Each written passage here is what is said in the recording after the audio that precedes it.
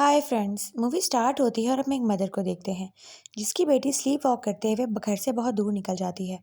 और वो अपनी बेटी को ढूंढने के लिए पीछे भागती है पागलों की तरह, क्योंकि उसको पता था कि ये रास्ता बहुत खतरनाक है, कहीं उसकी बेटी कहीं गिर ना जाए। और वो अपनी बेटी को ढूंढ लेती है और उस तक बहुत मुश्किल से पहुंचती है, वरना वो गिरकर मर जाती। और वो अपनी बेटी की जान बचा लेती है। वो उसकी अडॉप्टेड बेटी थी और उसको स्लीप वॉकिंग की आदत थी। वो बाहर निकल जाती थी रात को सोते हुए और साइलेंट हिल कहती रहती थी। वो इस चीज़ से बहुत तंग आ चुकी थी, क्योंकि उसकी बेटी का जान को हर वक़्त खतरा था।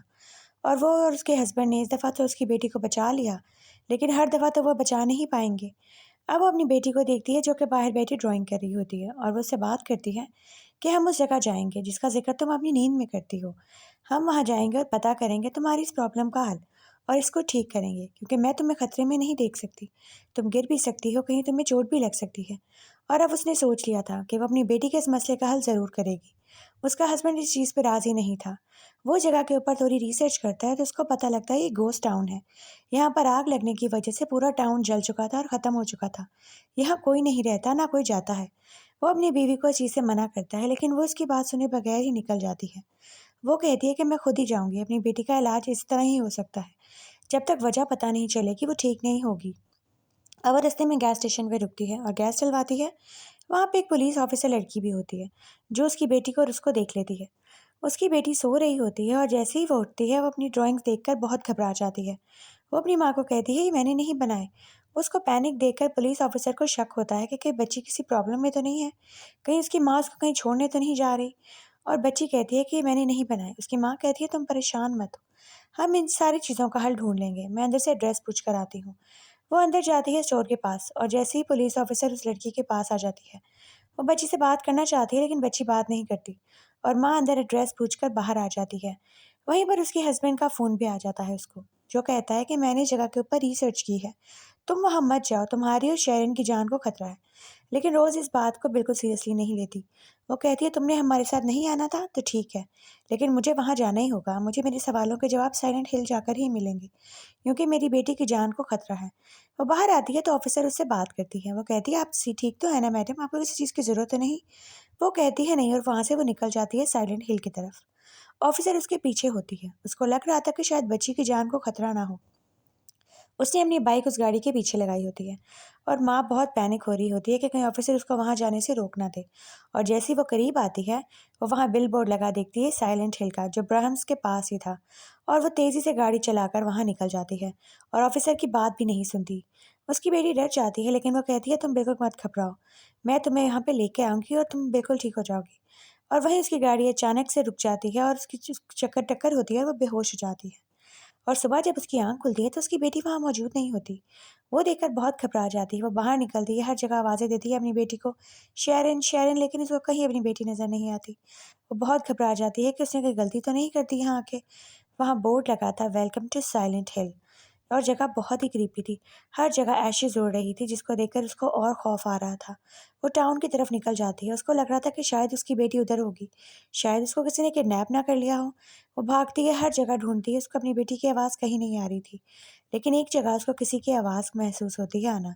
वो अपना लाइटर लेकर नीचे बेसमेंट की तरफ आ जाती है। सीढ़ियाँ जैसे ही उतरती है कि आवाज़ करीब होती जाती है, और वो ढूँढती है अपनी बेटी को, क्योंकि उसको लग रहा था कि उसकी बेटी यहीं कहीं है, उसके आस-पास। और कहाँ जा सकती है वो? और जैसे ही वो नीचे आती है, उसको बहुत ही अजीबोगरीब मखलूक नज़र आती है, जो कि एक वायर के साथ बंधी हुई थी। और उसको देखकर वो बहुत डर जाती है और चीखने-चिल्लाने लगती है। पूरी जगह पर अंधेरा था और उस आदमी को देखकर उसको और खौफ आ रहा था। वो बहुत चीखती है और वहाँ से भागने लगती है, लेकिन कुछ बहुत ही अजीबोगरीब मखलूक उसके पीछे लग जाती है, और छोटे से बच्चों की तरह थी, लेकिन उनमें आँख निकल रही थी।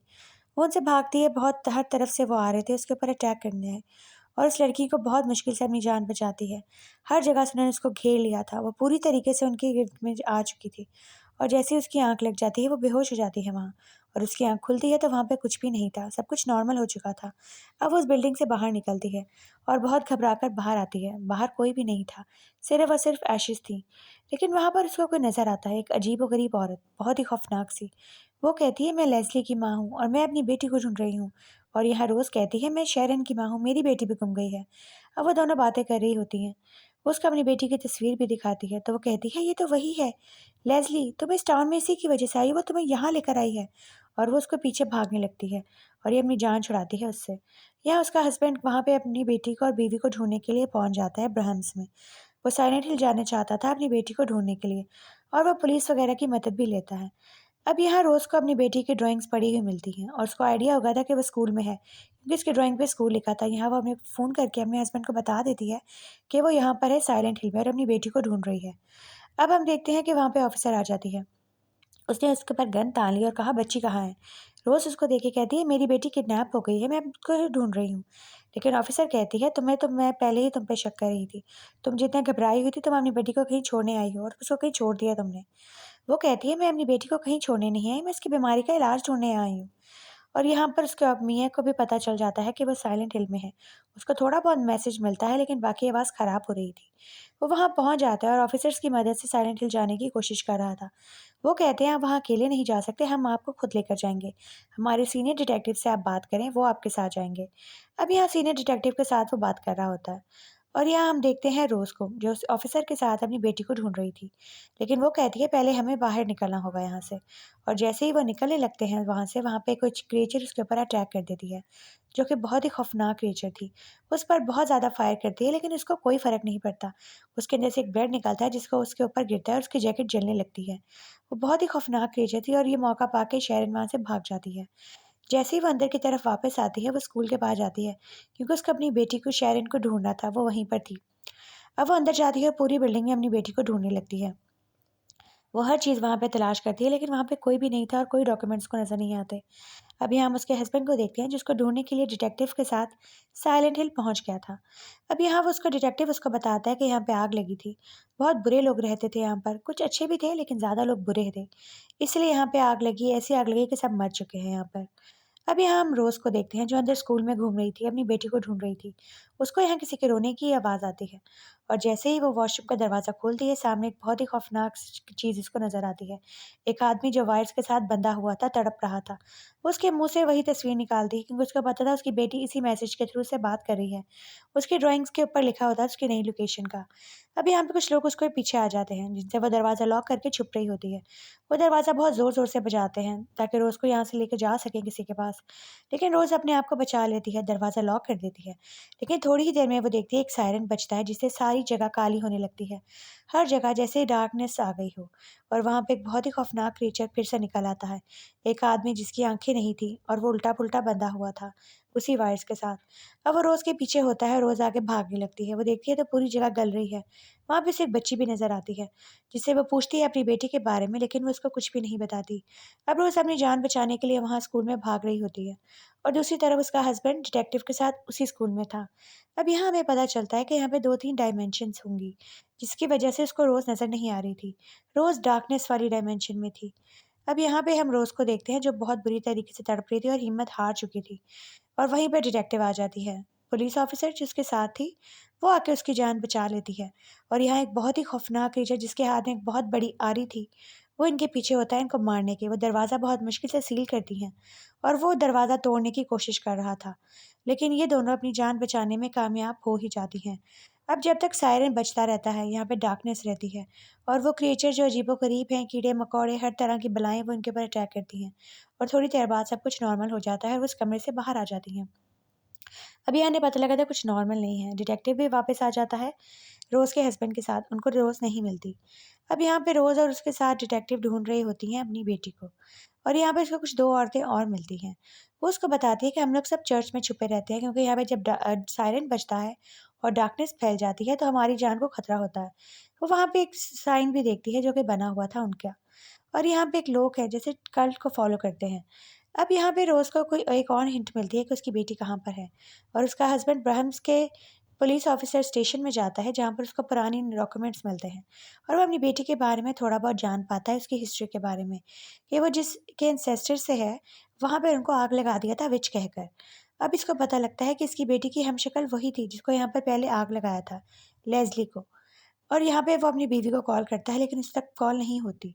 अब यहाँ हम रोज़ को और उस पुलिस ऑफिसर को देखते हैं, जो उस लड़की के साथ मिलकर अपनी बेटी को ढूँढ रही थी। वो 111 रूम में पहुँच तो जाती है, लेकिन फिर भी उसको वहाँ पर कोई नज़र नहीं आता। उसको समझ नहीं आ रही थी कि उसकी बेटी कहाँ है। उसको उसकी आवाज़ तो आ रही थी, लेकिन उसकी बेटी उसको नज़र नहीं आ रही थी। यह रोज़ और पुलिस ऑफ़िसर उस रूम के अंदर जाते हैं। यहाँ पर उसको एक बच्ची की रोने की आवाज़ आती है। उसको लगता है कि शायद ये उसकी बेटी है। और जैसे ही वो उसके पास जाती है, वो लेज़ली थी जिसको पहले आग लगा दिया था, विच कहकर। वही बच्ची इसको यहाँ पर लेकर आई थी अपना बदला लेने के लिए। वो उसकी बेटी शेरन की एंसेस्टर्स में से थी। अब यहाँ पे वो लड़की उससे पूछती है कि तुमने मेरी बेटी को देखा? और उसको आग लगने लगती है। वो कहती है मुझे तो जला दिया गया था। मैं तुम्हें अपने बारे में सब कुछ बताऊंगी। और ये कह के वो गायब हो जाती है। अब यहाँ रोज़ और पुलिस ऑफिसर भागती है क्योंकि सायरन बजने लगा था। यानी डार्कनेस फिर फैलने लगी थी और सारी क्रिएचर्स ने फिर से निकल आना था। वो उसी चर्च में जाकर छुपते हैं जिसके ऊपर वही साइन बना होता है। अब यहाँ पे रोज़ को समझ आने शुरू हो गई थी कि उसकी बेटी ने भी ड्राइंग में ये साइन बनाया था। यहाँ पे सब लोग चर्च के अंदर जा रहे थे। सिर्फ वो पागल औरत नहीं चर्च के अंदर जा रही थी जिसकी बेटी को उन्होंने आग लगाई थी, लेज़ली को। अब यहाँ पर ये लोग देखते हैं कि एक क्रीचर्स एक लड़की को पकड़ लेता है और बहुत ही ब्रूटली उसको मार देता है। और ये लोग उसको डर के अंदर चर्च के अंदर छुप जाते हैं। अब चर्च में एक औरत होती है जो इन सबको लीड कर रही थी। अब यहाँ पे वो रोज़ से पूछती है कि तुम लोग कौन हो और यहाँ पर कैसे आए हो? वो लोग बताते हैं कि हम यहाँ के नहीं हैं, हम साइलेंट हिल में अभी आए हैं। मैं अपनी बेटी को लेकर आई थी और मेरी बेटी नहीं मिल रही। यहाँ वो औरत बताती है कि मैं यहाँ पे सबको लीड करती हूँ। ये चर्च, ये लोग सब मेरे अंडर हैं। मैं प्रे करती हूँ तो ये सेफ है, वरना ये लोग अभी तक मारे जा चुके होते। यहाँ रोज़ एक पुलिस ऑफिसर इस औरत को कहती है कि तुम हमारी मदद करो। मुझे डार्कनेस की तरफ जाना है अपनी बेटी को ढूँढने के लिए।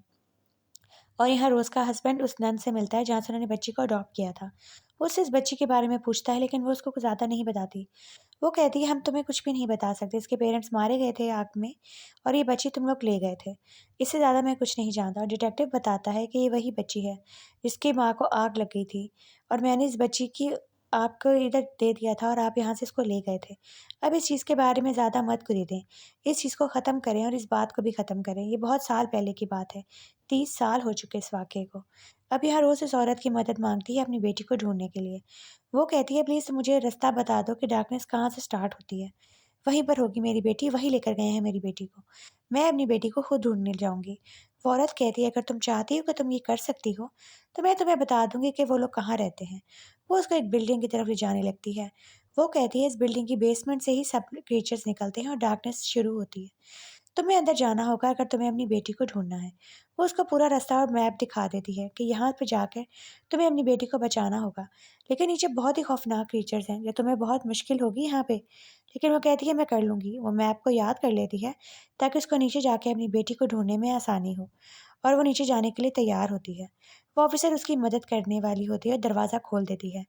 यहाँ पर वो उसके लॉकेट में उस बच्ची की तस्वीर देख लेती है, जिसको उसने पहले आग लगाई थी, जिसके एंसेस्टर्स में से लड़की को। अब वो समझ गई थी कि ये विच है और वो उसको मारने की कोशिश करती है और रोकने की भी, लेकिन ऑफिसर उसको नीचे भेज देती है और खुद बाहर रुक जाती है।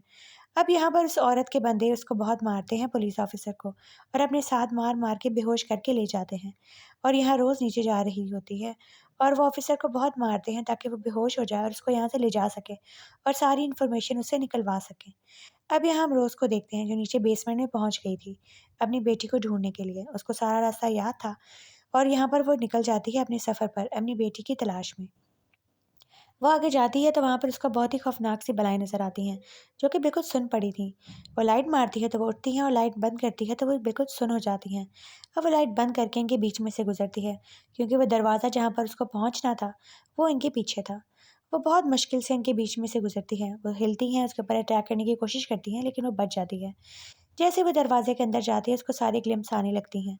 उस लड़की की, लेज़ली की, जिसको इन्होंने आग लगाई थी विच कहकर। वो उसी औरत को देखती है जो चर्च को और कल्ट को चला रही होती है। उसकी माँ वही पागल औरत थी, जो बाहर फिरती रहती थी। वो उसको कहती है कि हम तुम्हारी बेटी को क्लेंस कर देंगे, प्योर कर देंगे।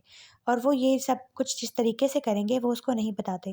ये सब मिलके उस बच्ची को आग लगा देते हैं, ताकि वो बच्ची क्लेंस हो जाए और उसके अंदर से जो बुरी सोल है वो निकल जाए। उस बच्ची को जलाने के बाद इन लोगों ने उसकी माँ को बताया कि अब तुम्हारी बेटी की जान बहुत खतरे में है, और वो उसको हॉस्पिटल लेकर जाती है। लेकिन अब इस पूरे कल्ट के ऊपर एक अज़ाब आना था। वो ऑफ़िसर भी जो डिटेक्टिव उसके फ़ादर की हेल्प कर रहा था, उसी ने इस बच्ची को बचाया था। और यहाँ हम नर्स को भी देखते हैं जो इस बच्ची के साथ थी। कुछ लोग अच्छे थे इस टाउन में, लेकिन ज़्यादा लोग बुरे थे। अब यहाँ पर रोज़ को सारी असलियत पता चल गई थी कि यहाँ पर पहले क्या हुआ था। और यहाँ पर वो उस बच्ची लेज़ी से भी मिलती है जिसको उन्होंने जलाया था। वो कहते हैं कि अब तुम यहाँ पर आ गई हो, मैं तुम्हारे थ्रू उस चर्च तक पहुँचूँगी और उस औरत को जलाऊँगी और उन सबको जिन्होंने मेरा तमाशा देखा था। मैं इन सबको नहीं छोड़ूँगी। इस जगह को प्लाग मेरी वजह से लगा है, क्योंकि ये लोग बहुत बुरे हैं। ये लोग किसी को भी मार देंगे, किसी को भी विच कह के जला देंगे। तुम मेरी मदद करोगी रोज़? मैं तुम्हें यहाँ पर इसीलिए बुला कर लाई हूँ। और वो रोज़ के अंदर चली जाती है। अब वो वहाँ पर वापस जाएगी, उसी चर्च के अंदर, और उन सब लोगों को मारकर बदला लेगी। या हम शेरिन को देखते हैं जो कि वहाँ पर बंद हुई हुई थी। अब हमें पता लगता है कि उन्होंने शेरिन को भी जलाना था। उस औरत ने जो इस चर्च को चला रही थी, उसने शेरिन को किडनैप किया था। और यहाँ पे लेस्ली की माँ जो कहती है तुम दोबारा ये सब मत करो, लेकिन वो कहती है मैं दोबारा ये सब करूँगी, तुम मुझे नहीं रोक सकती। अब यहाँ रोज़ का हस्बैंड पुलिस ऑफिसर के साथ मिलके कोशिश कर रहा था अपनी बीवी को ढूँढने की, लेकिन उसको कुछ पता नहीं चल रहा था कि वो लोग कहाँ पर हैं। अब ये लोग चर्च के अंदर फिर से तैयारी कर रहे होते हैं, वही 30 साल पहले जो किया था, आग लगाने की। सबसे पहले तो वो उस पुलिस ऑफिसर को कहते हैं, तुम्हें हम जलाएँगे। तुम हमारे यहाँ पर दोबारा प्लाग लेकर आई हो ना? और बाद में उस बच्ची को, उस विच को जलाएँगे जिसको तुम यहाँ पर लेकर आई हो। अभी तक हम पहली विच का अज़ाब झेल रहे हैं, अब तुम दूसरी विच ले आई हो। वो बच्ची बहुत चीखती है, प्लीज़ उनको छोड़ दें। लेकिन वो लोग उसको बहुत बुरी तरीके से जला देते हैं और वो बच्ची को भी बाँध देते हैं ऊपर। कि ताकि उसके जलने के बाद इस बच्ची की बारी, लेकिन उसकी माँ वहाँ पहुँच जाती है। वो कहती है तुम लोग यहाँ पे मेरी बच्ची को नहीं मार सकते। ये औरत तुम लोगों को पागल बना रही है, तुम लोगों को डरा रही है। असल में विच तो ये है, और ये जिसको विच कहती है तुम लोग जला देते हो इसके कहने पर। तुम लोगों के अंदर कोई इंसानियत नहीं बची। और वहाँ पर वो औरत कहती है ये लोग तुम्हारी बात नहीं सुनेंगे। ये वही करते हैं जो मैं कहती हूँ। मैं इनको सेफ रखती हूँ। लेकिन वो औरत कहती है नहीं, तुम लोग बहुत बुरे हो। मैं अपनी बेटी को यहाँ पे जलने नहीं दूँगी, तुम लोगों का तमाशा देखने नहीं दूँगी। अब यहाँ पे वो चर्च की ऑनर जो होती है, वो उसके पेट में छुरी मार देती है। लेकिन हम देखते हैं कि रोज़ इससे मरती नहीं, क्योंकि रोज़ के अंदर वो सोल थी। और यहाँ लेस्ली बहुत तड़पती है कि दोबारा ये सब मत करो, दोबारा ये सब मत करो। लेकिन कोई उसकी बात नहीं सुनता। अब यहाँ पे हम रोज़ को देखते हैं, वो मरती नहीं, बच जाती है। जैसे ही उसका खून बाहर गिरता है ज़मीन पर, वहाँ पर डार्कनेस फैलना शुरू हो जाती है और लेस्ली वापस आ जाती है इन सब से अपना बदला लेने के लिए। अब रोज़ कहती है अब देखना तुम लोगों को क्या हशर होगा। तुम लोगों ने जो किया था अब तुम लोग वही भुगतोगे। मैं अपनी बच्ची को लेकर यहाँ से चली जाऊँगी, लेकिन लेस्ली अपना बदला ज़रूर लेगी। वहीं लेस्ली का बेड आ जाता है और वो बच्ची उठ जाती है। सबसे पहले तो वो उस औरत को बहुत बुरी तरीके से मार देती है, क्योंकि ये सब कुछ शुरू ही उसने किया था। लेस्ली को देखकर वो बहुत हैरान होती है कि अभी तक ज़िंदा है, और लेस्ली की माँ भी अपनी बेटी को देखकर बहुत हैरान होती है। अब लेस्ली के अंदर से वही कंडे निकलना शुरू हो जाते हैं और वो सबको बहुत बुरी तरीके से मारने लगती है। एक-एक करके हर बंदे को मार देती है जिसने उसका तमाशा देखा था, और उस चर्च की ऑनर को भी बहुत तड़पा-तड़पा के मार देती है। यहाँ रोज़ अपनी बेटी को ऊपर बचाने के लिए चली जाती है और यहाँ लेस्ली उसको मौका दे देती है कि तुम अपनी बेटी को बचाओ और यहाँ से जाओ। लेस्ली की माँ भी उसको देख रही होती है, लेकिन अब वो उसके लिए कुछ भी नहीं कर सकती थी। रोज़ अपनी बेटी को बचा लेती है। और यहाँ पे हम लेस्ली को देखते हैं, जो उसको जाते हुए देखती है, वह मुस्कुराती है, क्योंकि उसकी माँ ने उसको आके बचा लिया था, लेकिन उसकी माँ उसको नहीं बचा सकी। रोज़ उसकी माँ को कहती है कि देख लो तुम्हारी बेटी ने तुम्हें फिर भी नहीं मारा, और वो अपनी बेटी को लेकर यहाँ से चली जाती है। जैसा उसने सोचा था उसने वैसा ही किया, अपनी बेटी को बचा लिया। और अब वो गाड़ी स्टार्ट करती है ताकि वो अपने घर वापस जाए, अपने हस्बैंड के पास और अपनी बेटी को लेकर। उसने उसके मसले का हल ढूँढ लिया था, उसने अपनी बेटी को ठीक कर लिया था। वो अपने हस्बैंड को कॉल करती है और अपने घर के लिए निकल जाती है, और वो अपनी बेटी को सुकून से सोता हुआ देखकर बहुत खुश होती है। जैसे ही वो घर आते हैं, वो देखती है कि अभी भी वो फॉग में है, यानी उसका हस्बैंड उसके सामने होता है। वो अपने हस्बैंड को देख रही होती है, लेकिन उसका हस्बैंड जब उठता है वो उसको नहीं देख पाता। वो अपनी फैमिली को नहीं देख पाता, ना अपनी बेटी को, ना अपनी बीवी को। लेकिन उसको उनकी प्रेज़ेंस का एहसास हो जाता है। घर का दरवाज़ा बंद करके वो घर के अंदर वापस आ जाता है।